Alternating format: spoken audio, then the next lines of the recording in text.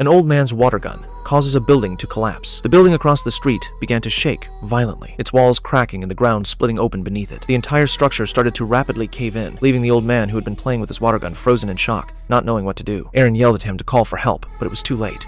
The building plummeted downward, completely disappearing into a seemingly bottomless pit in the ground. Luckily, the pit narrowed the further it went, catching the building partway down. Along with the falling building, a car also tumbled into the abyss, getting wedged between the structure and the rock wall. Miraculously, there was a survivor inside the vehicle who quickly grabbed his phone to call for rescue. Just then, another car dropped from above, nearly crushing him. Terrified, Gary wet his pants and tried to open the car door to escape. At that moment, the building shifted, sending the car sliding down the wall and crashing onto the 5th floor apartment of the protagonist. The young man inside the car desperately cried for help. Seeing someone still alive in the vehicle, the protagonist rushed over to open the door, but it was badly deformed and wouldn't budge. He pulled with all his might, only to rip the handle clean off. In a panic, Gary yanked on the inside handle, breaking it as well. Hopeless, he stared at the protagonist, handle in hand. The building began to sink again, and in the chaos, Gary accidentally hit the window switch. The protagonist reached in and pulled him out just in time. Aaron also finally managed to crawl out of the rubble, gasping for air. But when it rains, it pours. The group gathered in the protagonist's apartment, and clever Anna immediately thought to call for help. However, as luck would have it, their phones had no signal. The protagonist looked up, only to realize they were now trapped at the bottom of a 500-meter depth pit. No matter how loudly they shouted for help,